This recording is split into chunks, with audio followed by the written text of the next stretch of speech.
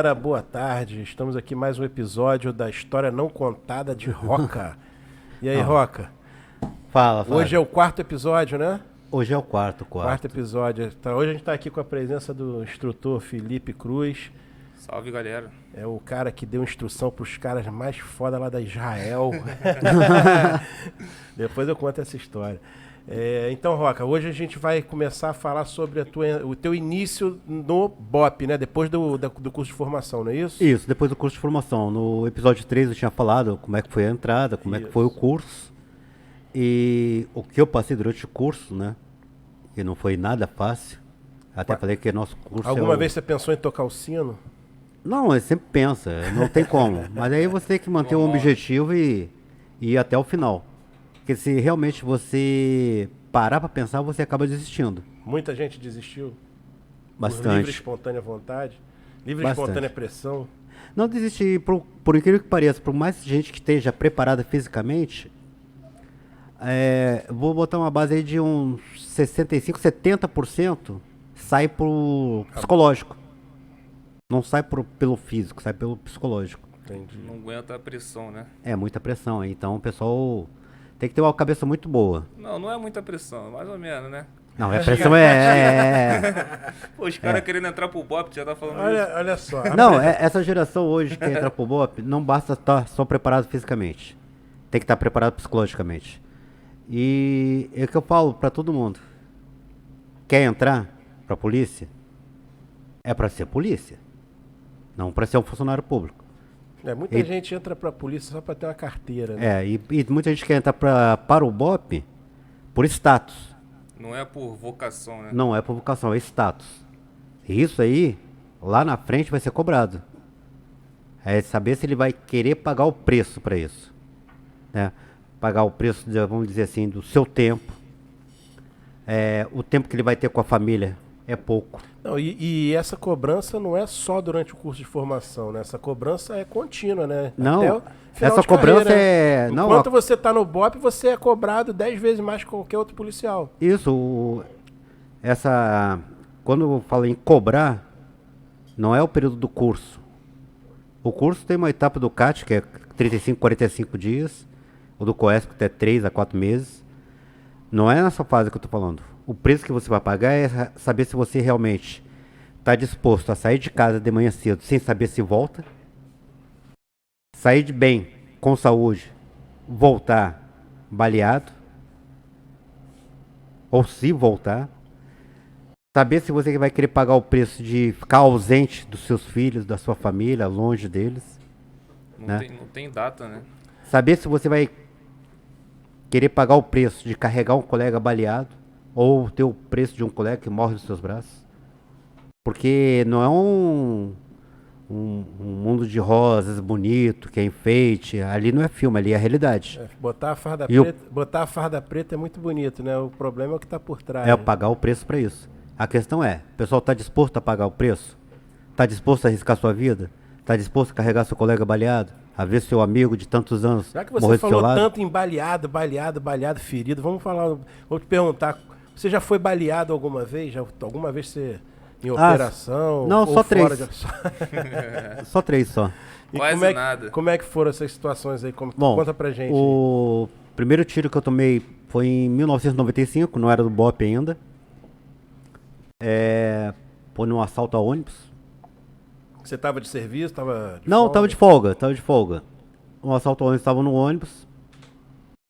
Aí entrou mais ou menos uns 4 caras, eu fiquei olhando. 2 sentaram na minha frente, e 2 sentaram atrás. Ônibus de rua? Normal. Naquela época era recém-soldado aí, coitado. Ralava de andar de ônibus pra cima e pra baixo. Era assim mesmo. Então 2 sentaram na minha frente, 2 sentaram atrás. A gente fica meio assim, né? Porque não tinha como mudar de lugar. Sabia que ia dar merda, já pressentiu. E eu tava com a arma na cintura, né? Aí quando eu levantei assim, um já me guindou. Mas me guindou não por causa que me viu armado, por causa do relógio que eu tava.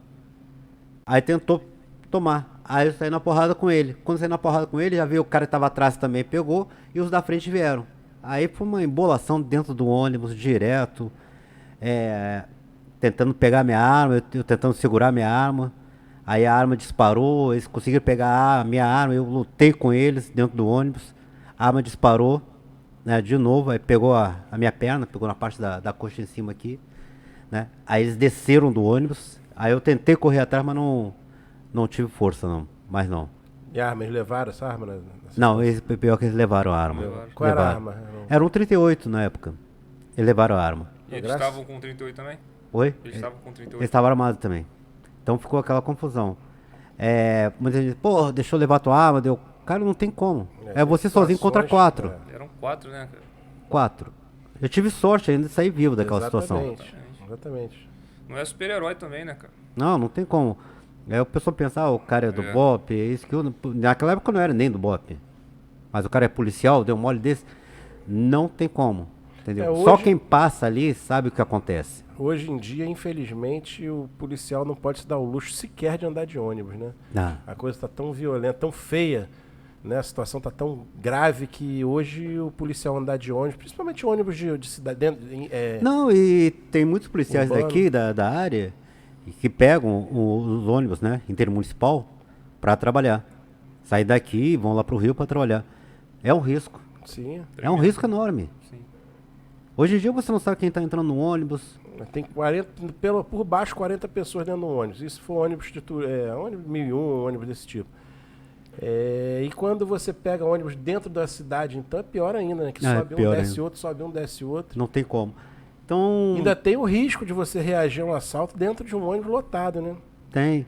E aquela situação, por mais que o pessoal fala, pô, quando eu entrei em luta corporal com eles, eles tentando pegar minha arma, eu tentando não botar eles com a arma deles também, então eu com a mão na minha, com a mão no braço do outro, pra não atirar. Porra, não era só um, eram 4. Eram 4, então fica uma coisa, cara, muito confusa aqui naquela surreal, hora. Né? Bem surreal. Entendeu? O que você luta ali é pela tua vida, tá lutando pela tua vida, porque o momento que deixassem ele à vontade... E julgar, cara, é o que eu falo, julgar, chegar a falar, pô, você deu mole.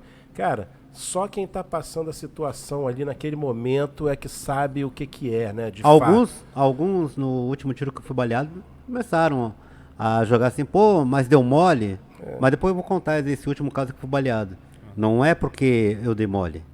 Eu tomei uma decisão. A decisão foi minha. Sim. Entendeu? É o que eu falo, você julgar de fora é muito fácil. Você que está passando a situação ali, no calor da emoção, é totalmente diferente. É totalmente diferente, não tem como. Então você lidar com aquele momento.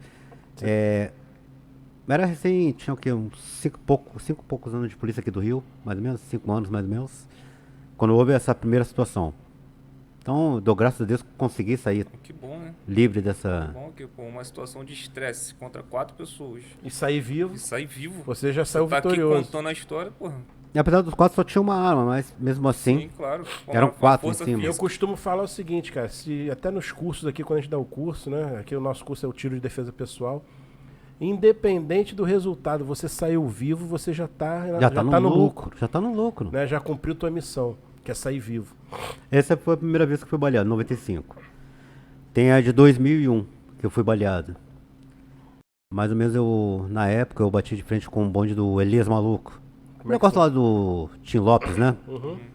Então, naquela época, repercussão de fazendo operação direto no Aonde Alemão. foi isso? Complexo do Alemão. Aí fazendo operação direto.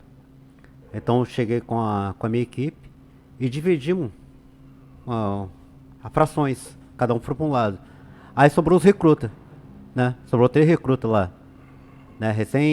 Recém-formado. Aí eu olhei assim, me dá esse recruta mesmo, vamos comigo. É o que tem. É o que tem, vambora. Né? Porque é o que eu falo, apesar de estar no BOP, ter feito o curso, passado pelo curso, ser catiano ou caveira, uma coisa é você ostentar a caveira, ostentar o raio. Outra coisa é você ser cabide de brevet. É bem diferente. Então peguei aqueles recrutas ali, vambora, vão comigo. Subi pela caixa d'água, lá no alto do complexo, e vim descendo. Tudo recruta, mas eles vieram tudo no padrão. Tudo no padrão. Mas recruta, mas já tinham quanto tempo de polícia? Recruta de BOP, né, que você fala. Não, recruta de BOP, mas de polícia também não era muito velho também não. Devia ter aqui um máximo aí uns 3 anos cada um. Entendeu? Desses 3, 2 já morreram já.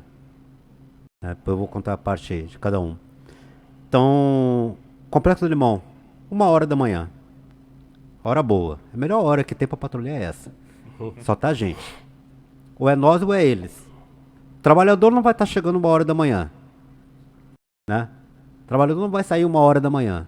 Então, ficou só a gente mesmo. E aquela época do bonde do Elias Maluco, que ficou muito famoso, por causa do negócio do Tim Lopes. Então a gente começou a fazer o patrulhamento. Então peguei esses 3 recrutas, subi pela parte alta e desci pela caixa d'água. Aí fomos descendo pelos becos tudo. Pô, vi ela aqui mais ou menos de um metro e pouco mais ou menos pra você passar.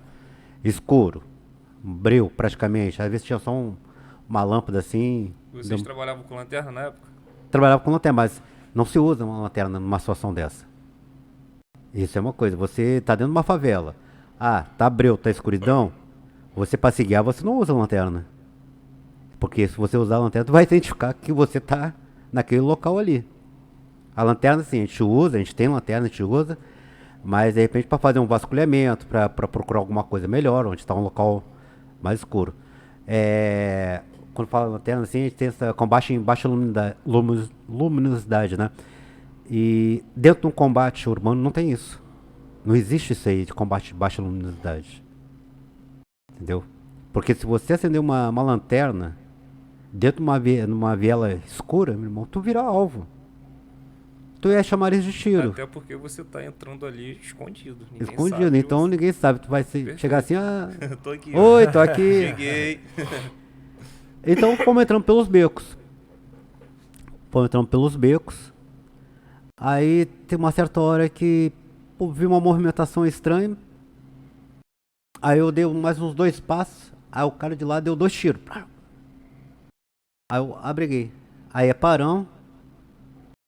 Aí foi continuando avançando aos poucos. Porque você avançar dentro dos becos, escuro, à noite, sabendo que de repente possivelmente tem que ter alguém, ele tem que avançar com todo o cuidado possível. Então é sempre um dando cobertura pro outro e assim vai. Aí continuando. Aí passado aí mais ou menos uma meia hora já de andando, próximo da caixa d'água. Cara, tinha um beco. Era um beco extenso, né? Mais ou menos devia ter mais ou menos aí uns 30, 40 metros de beco. Bem estreito mesmo, devia ter passagem de 1,5 metro mais ou menos pra você passar. Entrou no beco, não tinha local de abrigo, isso, né? Então é casa aqui desse lado. Então 1,5 metro mais ou menos pra você andar. Só se entrar pra dentro da casa dos outros. Aí eu fui andando, eu corri até um certo ponto pra ficar coberto, né? Pra ficar coberto da vista, né? Não tinha abrigo, mas pelo menos ficava coberto por causa da sombra da parede. A casa estava iluminada aqui, a iluminação da casa na parede, tinha um muro e a sombra. Fazia aquela... Então você estava camuflado. Então eu ficava ali, cheguei àquele ponto ali. Então eu estava bem no escuro ali e não estava vendo, só que não estava abrigado. Aí quando lá no final do beco, eu vi uns caras de preto vindo. Eu fiquei naquela. Caramba, será que o pessoal nosso não é? Porque espalhamos vários grupos. Eu fiquei naquela esperando. E outros recrutam um pouco mais atrás. Tipo uns 15 metros mais atrás, 10 metros mais atrás, mais ou menos. Né? Na virada do beco. Então tava os recrutas aqui, eu aqui na frente. E os caras vieram por aqui. Indo de encontro a vocês. Isso. Aí eu naquela, será que é pessoal nosso ou não é? Eu fiquei naquela situação, eu lanço a minha senha, peço a contrassenha, mas eu pensei também, cara, se eu lançar a senha e contrassenha, eles vão saber que eu tô aqui também. Se não for pessoal nosso, não tem como. Resposta, né? Não tem nem como. Aí eu fiquei pensando assim, pô, porque você via de longe, pô, você viu a silhueta do fuzil, coisa, mas tudo preto.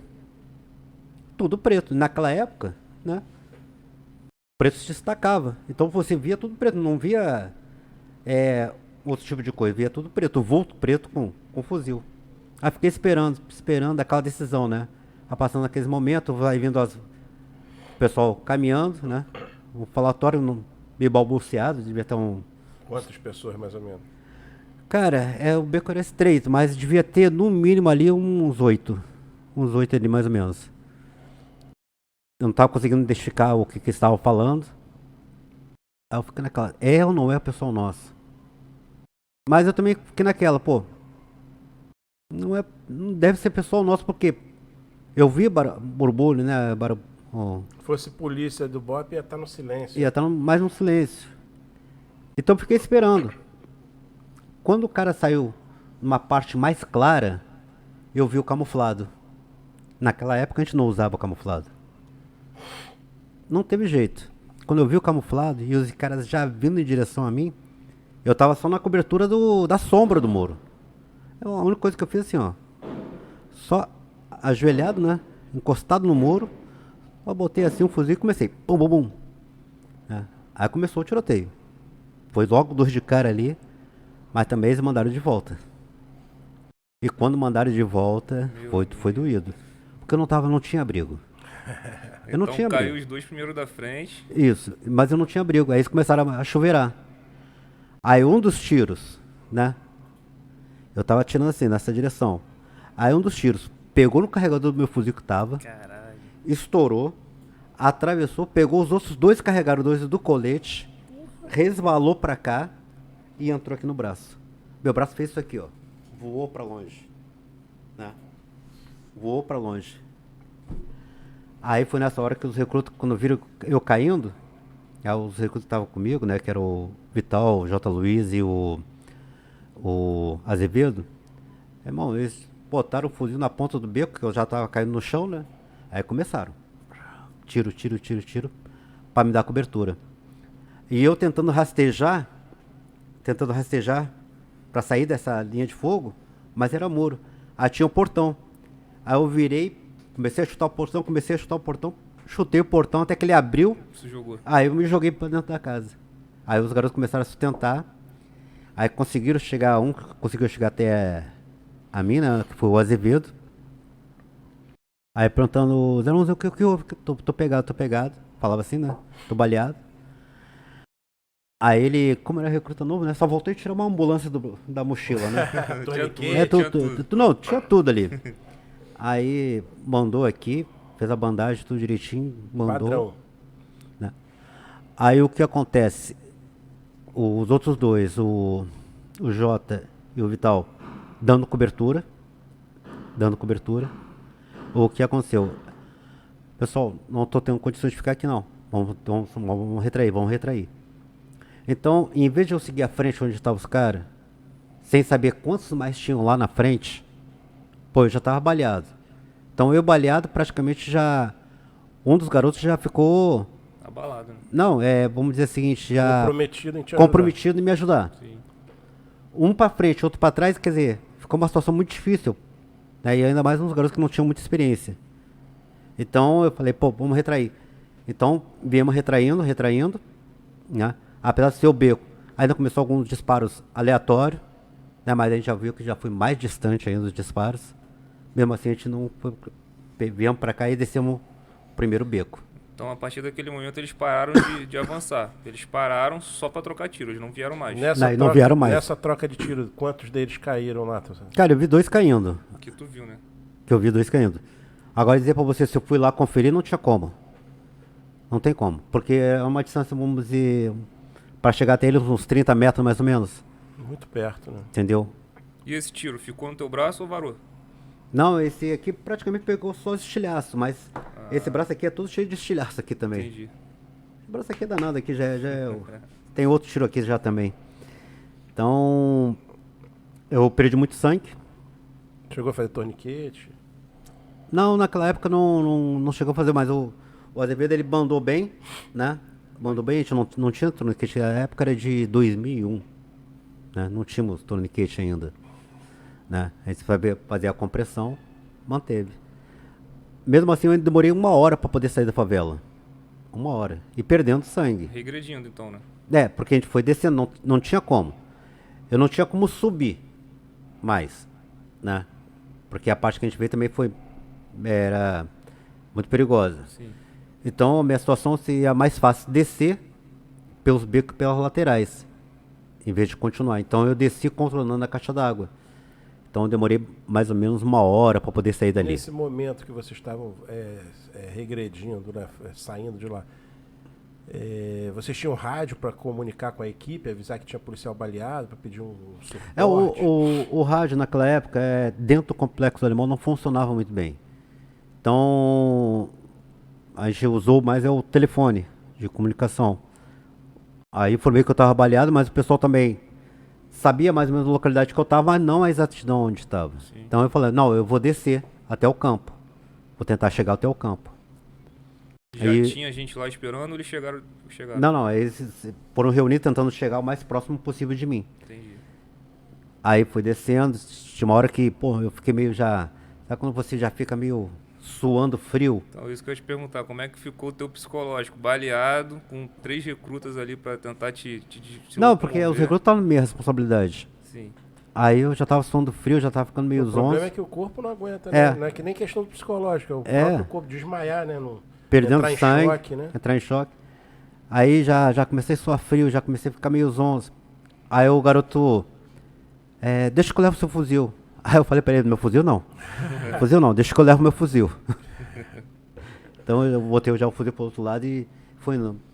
Porque quando eu fui baleado, né, eu vi que tinha pego no carregador. Então eu tirei aquele carregador, aí peguei outro carregador furado, Aí tinha que meter a mão em outro carregador pra colocar. Pra trocar. Então 3 carregadores já ficaram inutilizados meus. Então a gente foi descendo e conseguimos chegar ao largo, aí onde encontramos com o resto do pessoal, das equipes. Aí me botaram dentro da viatura e me levaram pro hospital. Aí levaram pro hospital. Esses carregadores salvou tua vida, né? Nessa. Carregadores, porque na época eu não usava aquela placa. Sim. Porque o tiro foi de fuzil. Mas foi o quê? 556 ou 762? Tu lembra? Sabe? Não foi. O tiro foi de ambos ali, agora saber de qual foi exatamente não tem como... Por isso que eu perguntei se o projeto ficou uma coisa... Não. Estourou os 3 carregadores. Não tem dizer como foi 762, 556, porque teve tiro de ambos. De AK, de 762, que é o 762, né? De AK, de 556. Só dá pra saber que foi fuzil. Dá pra fazer só isso. A sorte foi os carregadores, porque fosse só na placa, tinha vazado. Pegou nos 2 carregadores. Já reduziu o impacto. Sim, pra caramba. Porque os carregadores estavam cheios. Desviou. E desviou, resvalou pelo colete, veio resvalando pelo colete e entrou aqui. Graças a Deus. Foi tranquilo, não teve muita... Relax, né? Nada, não pega nada. E como é que ficou os 3 recrutas nessa situação aí, quando vocês chegaram? Cara, eu posso dizer o seguinte, que eles ali passaram uma prova de fogo muito grande. Então eu posso dizer que... Bravura, né? Eles mostraram pra que vieram. Pra que estavam no BOP. Então aquilo ali, cara, eu tenho maior satisfação de falar deles, do Vidal, do J. Luiz, do Azevedo. O Azevedo foi o... Vamos começar pelo Vidal. O Vidal, ele morreu já tem alguns anos já. Não estou a recordar qual foi o ano exatamente. Operação? Não. Foi uma época de chuva, ele tá vindo ali pelo Meyer, né, e tinha umas ruas alagadas. Ele parou com o carro, foi quando o pessoal chegou para anunciar o assalto. Ele tentou reagir, acabou sendo baleado, né? E o Azevedo, que foi o que morreu o último agora, né, morreu em operação, serviço. O Azevedo que eu falei que praticamente faltou tirar uma ambulância das costas. Sim. Ele morreu agora, foi um dos últimos policiais a morrer agora no BOP. Então eles praticamente salvou minha vida ali. Aí a gente fica meio assim, caramba. Fica marcado, né, cara? Saber que ele morreu e eu não tava ali para poder de repente fazer alguma coisa ou ajudar. Então, aí você fica nessa situação, porque aqueles garotos ali como se fossem meus filhos, né? Praticamente ensinei eles. Sim. Você criou um laço ali, né? Eterno. A gente cria um laço. Então, você perdeu um amigo desse jeito no combate, a gente sabe que faz parte. Porque quando a gente entra para essa vida policial, e dependendo do tipo de policial que você quer ser, você sabe os riscos que tem. Então ali você... Eu sei que ele morreu consciente, sabendo que sabia o que estava fazendo, como estava fazendo, entendeu? Ninguém obrigou ele a estar ali naquele confronto, né? Ninguém também me obrigou a estar no confronto. Então a gente está por vocação. É o que eu falei, hoje em dia, o pessoal tem que saber o que ele quer ser. Eu sempre falo, existe 2 tipos de policiais. 2 tipos de policiais. O que conta a história e o que fazem a história. Aí depende de que policial que eles querem ser. Essa é a realidade. Porque contar história qualquer um conta. Agora fazer história é diferente. Aí sim. O problema de fazer história é que tu acaba virando história também, né? É fogo. E a última vez que fui baleado... eu só tô falando só de tiro, tá? Vai ter facada, tem estilhaço de granada. Aí tu comentou sobre os dois. E o terceiro? O terceiro foi em 2012. Não, o terceiro recruta. Você falou sobre... Por exemplo, eu comentei do Vital, que morreu. Isso. O Azevedo também morreu, né? Agora o último que faleceu. E o J. Luiz que tá vivo, né? Tá vivo. Tá no BOP ainda? Não, ele não tá mais no BOP não, tá em outra unidade agora. Mas é um cara super 10, é amigo, é parceiro, entendeu? Bacana. Então a gente sempre deixa boas amizades. Aproveita e traz ele aqui. Seria uma boa ideia trazer ele. Boa ideia chamar eles aqui. Pra contar a visão podia dele. trazer alguém, essa galera aí que fez parte da tua vida, né? Já que a gente tá fazendo programa aqui toda semana. Trazer um ou dois aí pra sentarem na mesa com a gente aí, né? Conversar sobre a tua Trazer vida. uns aí que realmente sabem falar sério e não Já contar história, começa na né? semana que vem. Maneiro. Boa ideia. É uma É boa. engraçado que todos os policiais que já trabalharam com ele, quando vai falar uma história do Roca, ele conta numa ótica bem diferente. Porque o Roca é sempre tranquilão. Não foi assim, foi assado. Cara, não, meu irmão, foi foda. Não, é meu jeito de contar a história. Eu não gosto muito de, vamos dizer assim, fantasiar muita coisa. Apesar de realmente as situações serem de um nível bem elevado, mas meio tímido. Come quieto, né? Ele come quieto. E vem cá aí o terceiro tiro que você tomou, como é que foi? Foi em 2012. Esse Eu aí tava foi esse eu já sei da história, vamos lá que essa aí é Eu boa. tava de folga, né? E na época eu tinha um mercadinho ali em Guadalupe. Tinha sido aniversário do meu sogro. Então passei praticamente a noite toda bebendo, me divertindo. Aí meu enteado, o Carlos, ele tava no exército, fazendo curso de sargento. Aí domingo tinha que se apresentar no quartel. Bom, já tô ferrado e meio, então vou levar ele. Só que quando fui levar ele, eu aproveitei, deixei ele no quartel e passei lá no mercado. Pra abrir o mercado lá junto com o pessoal, né? Eu tinha uma pequena participação no mercado. Então abri lá, tirar o dinheiro do cofre, dar pro pessoal, fazer isso aí. Tudo bem, cheguei lá, deixei o Carlos, meu enteado. Mas esse mercado era em comunidade ou não? Naquela época tinha comunidades próximas ali. Mas não era dentro da comunidade? Não era dentro da comunidade. Hoje em dia aquele local lá virou terra de ninguém agora. Então deixei o Carlos, aí fui pro mercado. Fiquei dando um tempo ali, conversando com o pessoal. Nada demais, tranquilo. Aí fui no meu carro, pegar alguma coisa. Vou embora. Então, peguei, liguei o carro, a bateria não pegou. Tá bom, vou descer porque tá ali tudo colega, tinha o mercado, tinha outro colega que tinha... Não era policial, né? Mas o outro funcionário que tinha carro ali do mercado. Podia pegar para dar uma chupeta no carro. Aí fui descendo a rua. O mercado é de esquina, eu subi a rua, onde meu carro tava aqui. Aí vim descendo a rua. Aí, quando eu tô descendo a rua, eu olho 2 caras na moto passando devagarzinho e olhando. Aí a gente já malda, né? Já criou um alerta. Opa. Aí fui descendo a rua. Aí um dos caras da moto passou da esquina, já saiu da minha visão. Mas quando eu olhei de novo, ele já estava colado num poste na esquina, em pé. Aí eu já maldei. Aí já era assim. Aí eu já fui, já indo pra beira da calçada onde estavam estacionados os carros. Aí o que aconteceu? Ele já saiu do poste e veio na direção. Quando veio na direção, já veio com a arma e já apontando. O que eu fiz? Corri até o carro e o cara apertou. Só que a arma dele falhou. Nossa. A arma dele falhou. Aí, o que aconteceu? Tirou o pato, né? Aí peguei minha arma e botei. Mas eu não atirei. Porque atrás dele tava cheio de criança brincando. Putz. Eu teria certeza que não ia errar o tiro. Mas eu tava com uma munição 9mm, ogival. Poderia tranquilizar ele e pegar uma criança. Tu teve que pensar essa porra toda Aí em um eu- segundo.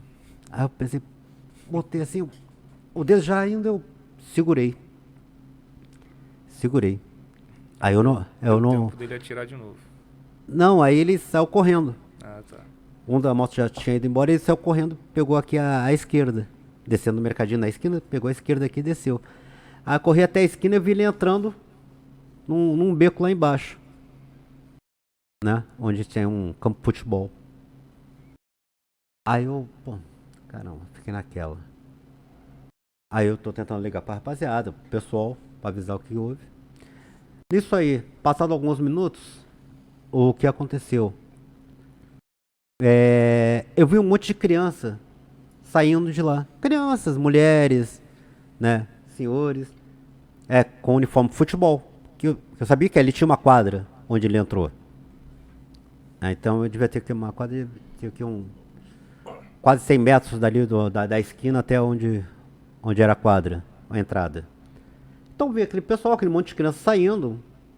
Cara, eu fiquei assim olhando, mas não maldei não. Aí o pessoal veio subindo pelo outro lado da rua. E eu aqui no telefone tentando ligar pro pessoal pra avisar o que tinha acontecido.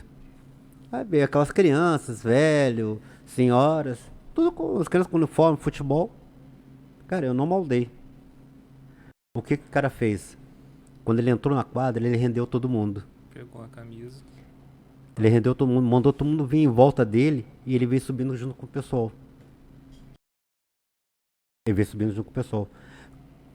Quando eu tava aqui na esquina, o pessoal tava do outro lado da rua, né? O Pará, que é um dos funcionários lá do mercado, falou, Roca, cuidado.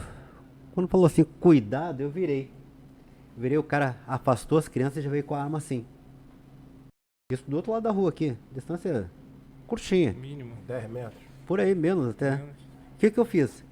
Eu tava de frente pra ele. Eu virei pra dar menos silhueta pra puxar minha arma. E já virei puxando a arma. O cara deu 3 tiros. 2 passaram direto, mas um entrou aqui. Na hora que eu já tava puxando a arma. Aí quando eu tomei esse tiro, ele entrou aqui, atravessou o braço, entrou aqui e parou aqui, do outro lado. Aí eu caí no chão. Eu já caí no chão, a minha arma também já caiu no chão. E ele já tava vindo pra fazer o confere. Aí a minha sorte é que eu usava um backup, minha segunda arma. Foi a hora que eu já meti a mão na minha segunda arma, baleado ainda, ele veio pra cima e eu comecei a trocar com ele. Né? Aí ele saiu correndo ainda, eu sei que ainda parece que ele saiu ferido, né? Mas ele fugiu. Se não fosse isso, ele tinha vindo pra... Tinha te executado ali naquele momento. E você acha que isso aí foi um assalto, uma tentativa de assalto ou foi uma execução? Eu acho que aquilo ali foi uma tentativa de alguém ganhar um status dentro do crime. Matar um policial do BOPE, ele devia saber que eu era policial. Exatamente, ele já sabia que você era polícia. Ele era da localidade, depois conseguiram prender esse cara? Puxou alguma coisa ou não? Desapareceu. Sumiu. Eu sabia que vocês iam Mas era da localidade? Era da localidade. E por que pareça, devia ser um garoto de no máximo 18 anos. Então, pensa bem, um policial experiente. De repente morrer quase na mão de um moleque, o pessoal fala assim, pô, deu mole. Aí eu fico pensando, cara, na primeira oportunidade eu poderia ter atirado nele, poderia ter pego ele. Sim. Mas eu fiquei naquela, pô, eu atiro nele, e se um desses tiros vazar e pegar as crianças, tava cheio de criança atrás dele. É uma decisão muito difícil, né? Infração de segundos, né? Que você tem que decidir muito rápido. É o que a gente chama de freio moral, que a gente conversa com os nossos alunos. Quando a gente tá dando curso, porque o vagabundo ele não tá preocupado com quem tá atrás, ele aperta o gatilho sem pena, né? E o cidadão de bem, quando ele vai apertar um gatilho, ele tá preocupado se ele vai acertar, se ele vai errar, se vai pegar uma criança atrás, se vai pegar um até carro. mesmo na hora, quando eu tava caindo no chão, eu tinha preocupação de não atirar em linha reta por causa das crianças que estavam do lado.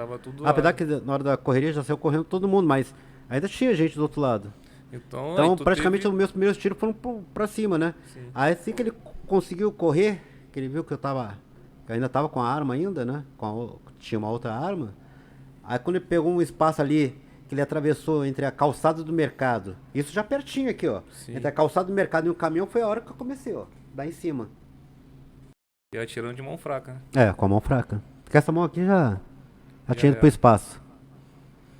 E você teve ali a oportunidade perfeita para efetuar o primeiro tiro nele, mas você pensou em tudo. Pensou nas crianças atrás, pensou no tipo de munição que você estava usando. Isso que difere o policial, o homem bom, do vagabundo. É uma decisão... Como a gente falou, a gente chama de freio moral. Cara, não tinha como. Eu já era um policial experiente. Em 2012 eu já era um policial experiente.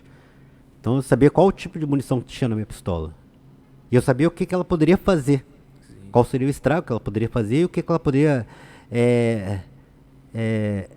causar um efeito secundário, né? Um efeito colateral que a gente chama.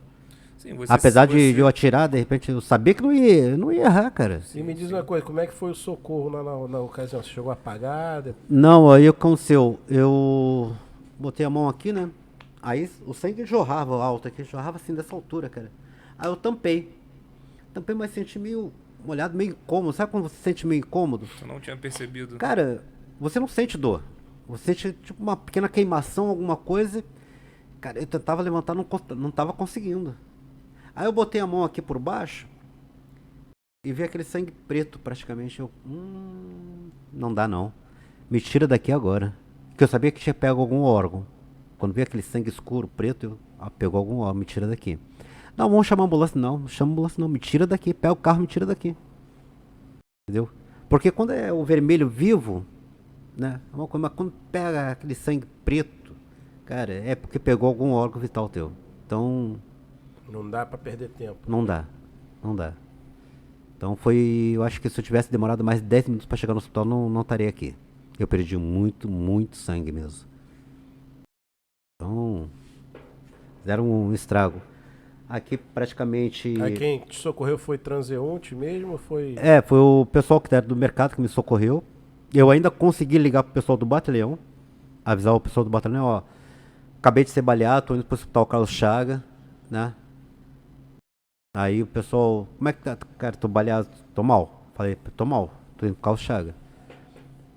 Aí o pessoal já conseguiu acionar o médico de plantão do BOP, né? Ele chegou rapidinho no hospital. Chegou antes de você? Não. Chegou logo depois. Mas eu acho que ele tava...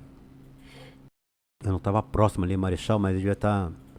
Cara, não demorou assim, vamos dizer, meia hora para ele chegar ao hospital. Da hora que eu liguei pra ele chegar. Então quando eu cheguei no hospital, eu só falei assim, pô, sou policial, sou do BOP. As minhas armas eu tinha deixado com o Edinho, né? Que era também um dos sócios do mercado. Deixei, ó, minhas armas estão com ele, sou policial. Aí eu me lembro do seguinte, cara, já começaram a rasgar minha roupa, começaram a tirar as coisas. Cara, aí praticamente já tive uma parada ali, né? Aí o pessoal já me ressuscitou ali, já, praticamente. Aí eu comecei a ver tudo branco. Chegou a ter parada cardíaca? Tive. Aí vi tudo branco, tudo... Aí ficou maior paz, tranquilidade. Muita paz. Aí eu olhei assim, pô, tá muito estranho isso aqui. Tudo branco, sereno. Mas tranquilidade mesmo, uma coisa tranquila. Eu falo isso aí de coração mesmo, uma coisa tranquila mesmo. Não teve ação de coisa, não. Foi um ponto branco. A luz, né, começou a espalhar, ficar tudo branco e uma tranquilidade. Né? Daí já não ouviu mais nada? Aí já não ouvi mais nada. Aí disseram que quando voltaram, aí o médico chegou logo depois do BOP. Ele praticamente que fez a cirurgia, né, do abdômen, né? Porque o braço, ele pegou as artérias e tendões, né? Mas não tinha vascular. Então eles só fizeram um emergencial aqui para suturar aqui, para manter, né? E o problema foi mais aqui que pegou fígado, baço, intestino grosso, raspou o rim, porra toda. Fez tudo. Então o médico do BOP praticamente que fez a parte toda aqui. E o pessoal, logo depois da operação, eu não lembro o pessoal falando, né, que eles não queriam me liberar. O Capitão Porto, foi o que hoje Major Porto, né, médico, que o meu operou e falou, não, vamos ter que tirar daqui. Porque... E o braço dele? Aí o pessoal queria amputar o braço. Ó, não vai ter gente, vai ter que amputar o braço. Aí falou, não, como é que ele vai sair daqui? Aí o Porto assinou a responsabilidade, me tirando do hospital, né? Então teve a ambulância da polícia. Aí de lá tu foi pro HPM? Fui pro HPM. Cheguei lá no HPM, logo depois da cirurgia do abdômen. Quantas horas de cirurgia? Ah, não lembro. Sinceramente, não lembro mesmo. Só lembra do ponto branco. Deve ter sido bastante tempo, né? Foi. Muita... Eu lembro ainda que era de dia ainda. Era de dia ainda. Quando eu fui pro hospital, devia ser talvez umas 3, 4 horas, alguma coisa assim. Aí cheguei no hospital, me levaram para emergência, já tinha um vascular me esperando, né? Então, quando eu cheguei no hospital, a primeira coisa que eles fizeram, já começaram a rasgar aqui, ó. Eu nem senti nada, viu? O cara rasgando o braço, fiquei, que maneiro. Tá sentindo nada. Tava sentindo nada. Então, aqui eles tiveram que fazer a reconstrução toda. Mesmo assim, ainda fiquei com risco de perder o braço. Aí que entra a Eliane, né? Nessa parte aí, a minha esposa, a Eliane, ela é uma guerreira, cara. Do dia que fui baleado, ela foi pro hospital do Carlos Chaga, me acompanhou pro hospital da polícia, né? Teve essas situações todas que eu tive que fazer várias cirurgias. Ela ficou dormindo do lado de fora, num banco de madeira, na UTI, enquanto eu estava na UTI. Como eu tinha estudo sobre enfermagem, tudo, já era formada nessas situações, ela às vezes entrava lá dentro. Aí teve uma dessas vezes aí que eu estava dentro da UTI, não se diria se estaria em coma, não, também não sei dizer, né? Ela apertou meu braço, viu que não estava sem circulação nenhuma. Pô, fez mal escarcel dentro do HPM para chamar outro vascular. O vascular veio. Na hora que o vascular veio, ó, leva ele pra cirurgia de novo. Então foi graças a Eliane que ainda tô com esse braço aqui ainda. Porra. E ela passou praticamente 21 dias dormindo lá de fora da UTI. Dormindo. Eu falo assim que isso é uma grande coisa porque não é falar dos outros colegas, das esposas dos colegas. Mas já tive outros colegas que as esposas foram pro hospital, depois iam para casa, só voltavam no outro dia, 2 dias depois. Não, ele ficou ali direto. Até o próprio do hospital, o oficial de dia, queria tirar ela de lá, da UTI, né? Que não queria deixar ela dormir. E sabe como é que é aquela baixinha, né? A única coisa que ela chegou assim, que tá escrito aonde que eu não posso ficar aqui? Quer me tirar, tem certeza? E ela disse que arrumou um escarcéu danado lá. Pior que não tem nem como duvidar, né? Não tem, não. Quantos dias você ficou no hospital, mais ou menos, até começar a se recuperar? Foi um pouco mais de um mês, mas só de UTI eu acho que foram uns 20 dias, 21 dias. Bastante tempo. E até voltar pra ativa demorou quanto tempo? Uns 8 meses. 8 meses? 8 meses. Foi o tempo de recuperação? Foi, porque, cara, eu pensei que ia ficar aleijado, né, cara? Porque a minha mão ficou assim, né? Aí pra pegar qualquer coisa, pegar um copo d'água, eu tinha que fazer isso aqui, ó. E fazer, porque não tinha mais mobilidade. Então, aquilo aí também me deixou muito abalado, porque, caramba, será que eu vou reformar por causa disso, por causa dessa situação? Então, a Eliane também foi uma grande companheira, né? Muita fisioterapia, né? Foi, até voltar tudo então, ao normal. A pior parte, então, foi a do braço, não foi nem a parte dos órgãos? Não, a pior parte foi a parte do braço. Eu acho que isso psicologicamente, também, não? Né? Porque provavelmente a questão dos órgãos foi muito grave também, né? Foi grave. Esse projeto atravessou, como você falou aí, baço, intestino, fígado. E tem uma coisa, né? A primeira coisa que eu fiz sair do hospital não fui pra casa, não. Não fui pra casa, não. Eu todo enfaixado, todo arremendado, mas não fui pra casa, não. Eu voltei lá, onde fui baleado. Cheguei num ponto de mototáxi, né? Eu soube que tinham feito festa, comemoração, que não sei o quê. Então voltei lá, primeira coisa. Bati no mototáxi, ó. Avisa que eu não morri, tô voltando, tá? Aí entrei, mas saí todo duro, né? Saí. Deu aquela risadinha no final e saiu. Aí depois eu voltei. Bom. Aí foi tranquilo. Bom, e a granada? Me conta da granada também, cara. Pô, o cara já tomou facada, já tomou tiro. Já contou 3 tiros. Teve granada? Granada teve também. Meu Deus. A granada foi uma situação que... Vidigal. O ano, agora não tô lembrando qual foi o ano. Foi uma... Não vou lembrar o ano direitinho, dos episódios eu vou lembrar dessa ocorrência. Mas o BOPE ali saiu aplaudido nesse dia, né? No confronto, morreu 8 marginais no confronto. Eu e o outro garoto saímos com os estilhaços de granada no corpo, né? Porque foi uma invasão que teve no Morro do Vidigal. Depois eu vou lembrar o ano, depois você me cobra qual foi o ano certo mesmo. Mas eu vou contar essa conta um pouco mais detalhada depois. Então eles tinham invadido, a facção rival tinha invadido o morro e a gente entramos ali. Então eu entrei a manhã toda tentando, caçando os vagabundos, entrei pela mata. Então passei a manhã toda andando pela mata, correndo atrás dos vagabundos, vendo o rastro deles, né? Que a gente vai guiando pela mata e vai vendo os rastros. Porque o vagabundo sempre deixa rastro, mesmo que seja na mata. Aí, caramba, perdemos o rastro dele na mata, descemos pelo asfalto. Quando descemos pelo asfalto, um pouco lá no alto do Vidigal, viemos descendo pelas ruas. A equipe do batalhão estava toda espalhada, né? A minha patrulha estava fazendo esse patrulhamento aqui pela mata, depois veio pela estrada. Tinha mais 2 equipes lá pelo alto. Aí viemos descendo pela estrada. Aí mais ou menos a gente andando assim, eu acho que foi pela próximo, um pouco antes da rampa do 14, antes da curva da rampa do 14. Aí um senhorzinho assim, ó, olhando assim, jogava a cabeça assim, ó. Aí daqui a pouco ele. O senhorzinho. É. Aí, pô, ficamos assim, né? Estranho.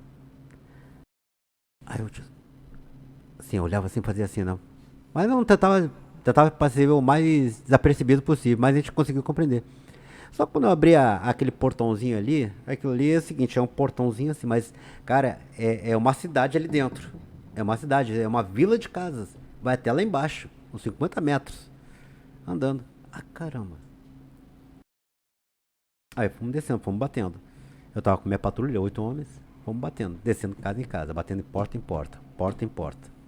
Nada, nada. Aí chegamos lá no finalzinho, bati na casa do coroa, sabia que era o coroa, né? Atendeu um senhor. Pois não, meu filho. Não, a gente tá dando uma olhada aqui, que soube que teve invasão, que o pessoal às vezes estão se abrigando nas casas. Tá tudo bem? Não, tá tudo bem. Tem alguém aí na sua casa? Não, tá eu e minhas filhas. Aí eu posso dar uma olhada? Aí o cara ficou assim, não, tudo bem. Pede para suas filhas saírem. Aí saiu as 2 filhas dele. Aí quando ele foi sair de casa, assim, ele só falou pra mim no meu ouvido assim, ó. Tem 2 de fuzil aí dentro. Só falou isso. Tem 2 de fuzil aí dentro. Quando ele falou tem 2 de fuzil aí dentro, pô, já alertei a rapaziada, né? Fazer assim, tem 2 aqui dentro. A rapaziada se espalhou. Aí eu falei, meu irmão, sai, perdeu e nada. Era uma casinha humilde. Você entrava, a porta era uma salinha, né? A cozinha era aqui pra direita, depois tinha um corredor onde ia o quarto.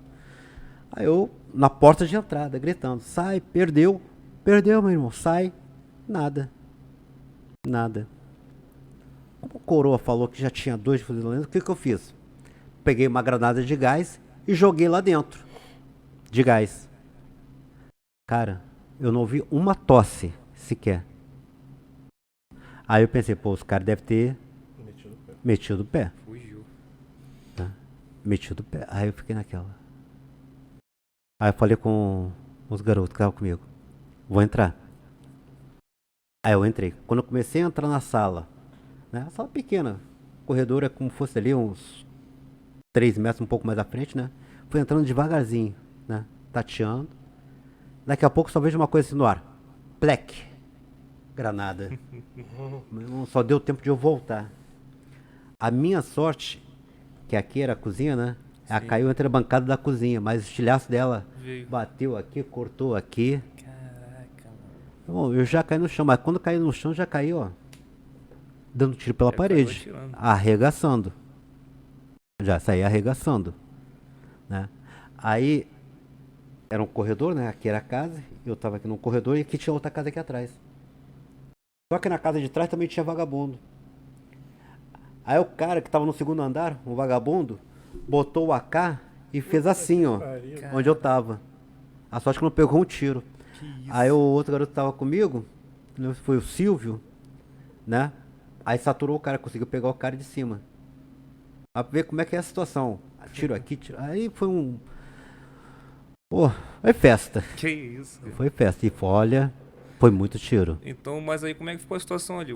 Eles caras jogaram a granada bateu na muretinha ali por dentro, voou estilhaço em você já caiu atirando, o de fora pegou o outro... Isso aí tem uma história, por isso que eu vou deixar essa história para outro, porque isso aí é uma história boa de contar. Ah, então uma história longa. É, uma história longa, porque essa é só a introdução. Isso aí é só o comecinho. Na próxima, porque o tempo também já tá acabando, eu quero que você lembre aquela história que você entrou fantasiado de policial militar. Ah, eu conto essa aí depois. Essa aí fica pra próxima. Fica pra próxima, então. Aí. Agora, assim, em relação a essas 4 fases aí que você passou, foram 3 que você foi baleado e teve a parte da granada. Tem a facada também. E ainda tem a facada? A facada, mas a facada eu era recruta na Polícia do Rio Grande do Sul quando tomei. Que eu era da Polícia do Rio Grande do Sul, mas foi quando eu era da Polícia do Rio. Eu ia te perguntar em qual desses cenários você pode ter ficado mais abalado e se você pensou em sair da polícia em algum desses cenários aí que aconteceu. Olha só. O que pode ser assim, o que mais me deixou abalado foi o último tiro, que realmente pensei que ia ficar aleijado ou de repente perdeu o braço. Mas pensar em sair da polícia, não. Pensar em sair da polícia, não. É o que eu te falo. É o preço que a gente paga.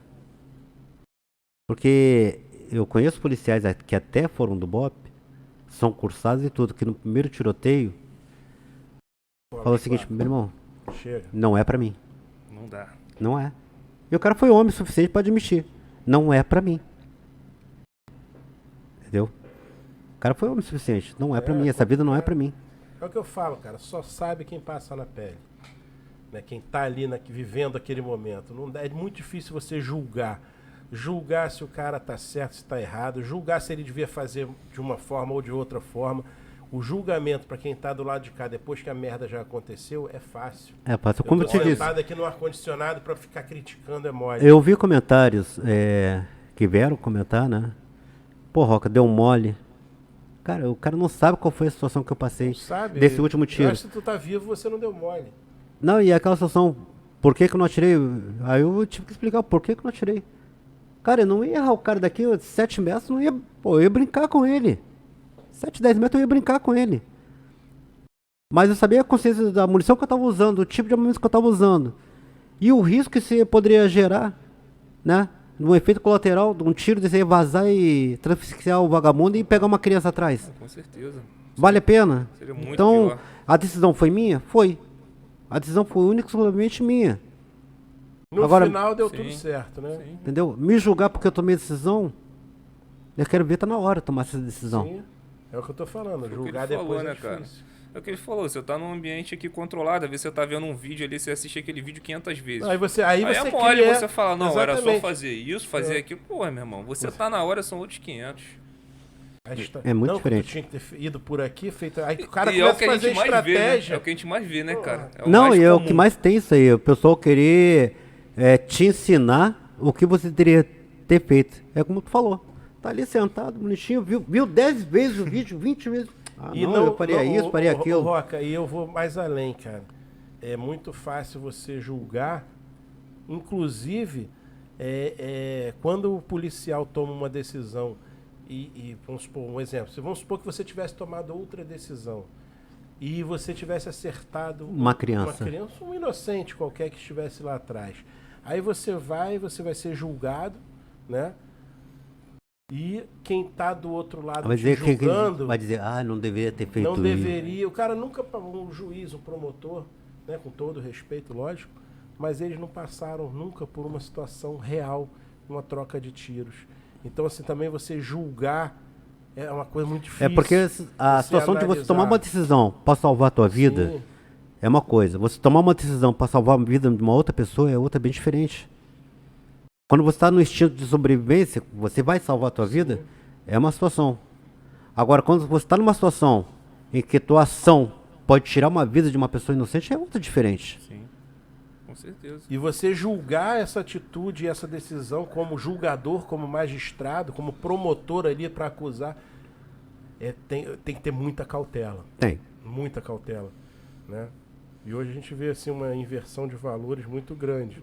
Mas eu tenho visto mudanças, depois Sim, pode até falar sobre isso aí, a sim. gente tem visto mudanças em relação a Fica isso. mais pra frente, mas a gente sabe que é uma situação muito complicada, né? Você sabe, Muito sendo delicado. policial, que normalmente todas as atitudes que um policial vai tomar, ele sempre vai ser julgado, sendo bom ou ruim. Sim, Então não tem essa. você é responsável pelos seus atos. Bom, então vamos deixar um pouquinho pra próxima. Segurar um pouco, né? Tem essa Então, história do Vidigal, tem muitas histórias. Na próxima a gente vai... Foi no Vidigal aquela história da fantasia de polícia? Não, foi outro. Então, aí na próxima a gente já entra contando essa aí, que essa aí também foi bem bacana. Foi legal. Né? Nessa aí eu tinha saído bravura, eu saí bravura nessa ocorrência. Então foi um prazer aí mais uma vez a gente contar um pouquinho da história do Roca, dar continuidade.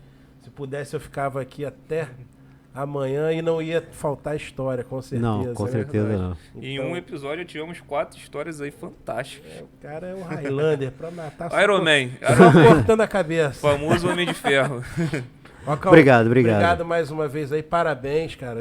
Valeu, Rocão, obrigado, meu mestre. Muito bom obrigado, aqui. Fernando. Esse cara é meu mestre. Muito bom estar aqui mostrando pra galera aí um pouquinho dessa trajetória sua. É como o Felipe falou, eu não sou um super-homem, eu sou uma pessoa normal, que simplesmente gosta do que faz. É isso aí. Se não tivesse pessoas normais desse jeito, não teriam outros normais que nem eu.